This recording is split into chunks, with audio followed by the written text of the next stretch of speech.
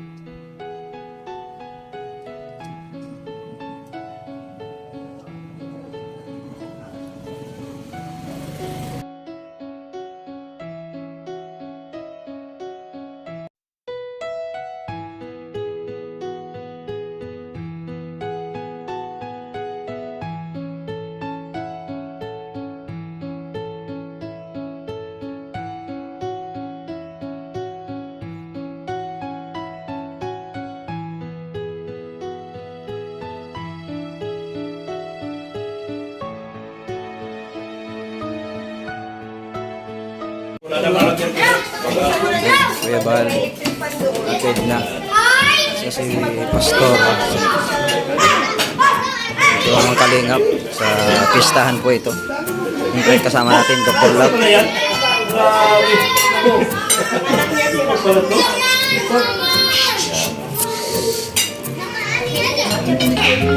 Kaya na eh. Buti nga eh. Kaya naman dito po kami nag-lunch at fiesta. Tanggal na yun.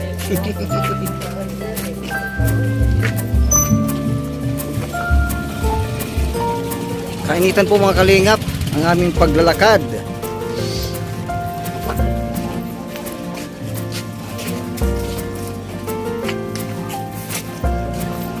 Ayan si Pastor Rainier po.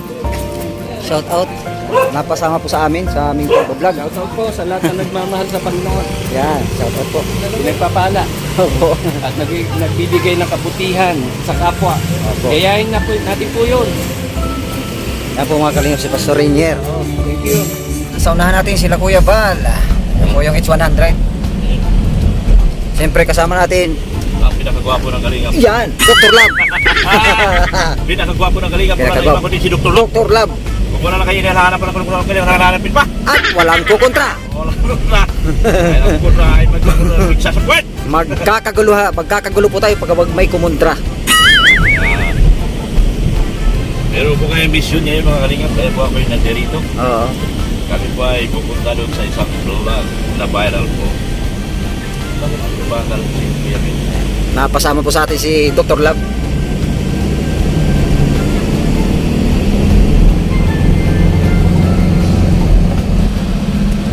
Yan mga Kalingap, sunod-sunod lang po tayo kay Kuya Bal mga Kalingap. Huwag tayong ihiwalay. Dahil pag humuwalay ka, masisira ang buhay mo. Masisira ang buhay mo. Kaya sunod-sunod lang po tayo mga Kalingap kay Kuya Bal. Kung ayaw mong masaktan, huwag kang hihiwalay.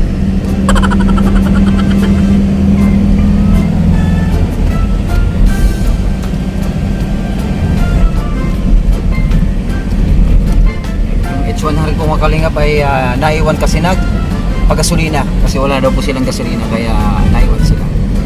Susunod na lamang sila sa atin.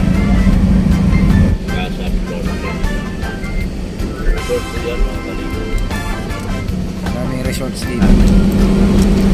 Pero masyadong malayo na ito mga Kalingap. Malayo masyado sa Kabiastan kaya gusto niyo ito sa kanyang puso malapit. Kahit maraming Sa kanyang pagdalaw. Ito po. muntik na po kami maiwan ni Kuya Bal. Nakakatulog din po kami. Buti na lang po mga kalingap, nasa amin yung bulong. Kaya inantay kami. Kung wala mga kalingap sa amin ang bulong, nako, iniwan kami ni Kuya. Iniwan kami ni Kuya Bal. Ito yung mga kalingap, ito yung dagat oh. Oh, ganda mga kalingap oh. Kaya pala malapit na sa paggawa ng bahay dyan. Oh.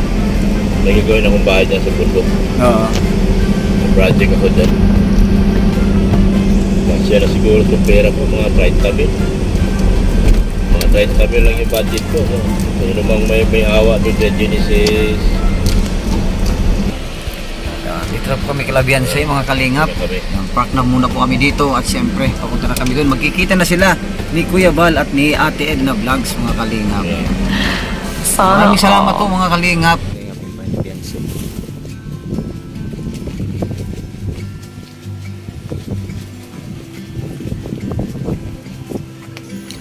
Ay wow, may alaga silang baboy.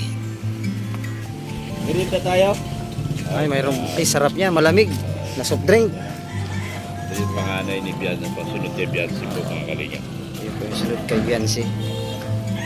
Magbirin tayo. Ayun, magmerienda, mag-inom tayo doon ng malamig na soft drink.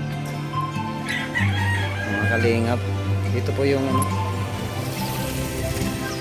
papunta kila Biansi. Yung skin na po na yan. Ito po mga kalingap yung daan papunta kila Biansi.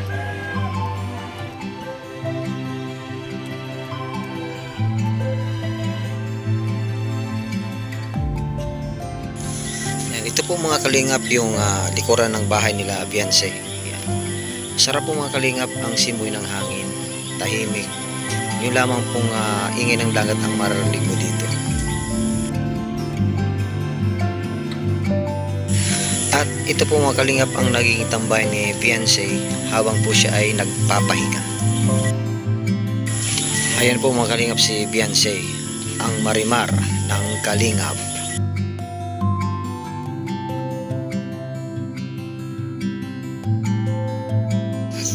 Ito po mga kalingap, dagat na ito. Dito po yung likod ng bahay nila sa dagat na ito. Hindi ko lang po mga kalingap alam kung kapag malakas po ang tubig dito, kaya po may bagyo ay inabot po yung bahay nila Bianse rito. Kaya mahirap po mga kalingap ang sitwasyon dito, lalo na po kung may mga kalamidad po mga kalingap.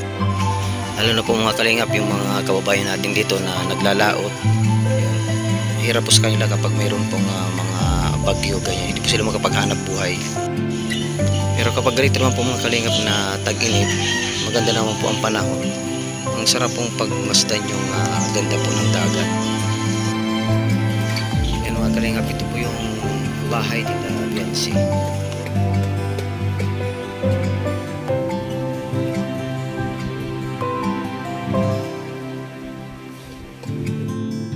So ayan po mga kalingap si Bianse. Yan, hindi po natin akalain na meron po palang isang magandang katulad na Bianse na nakatira po sa tabing dagat.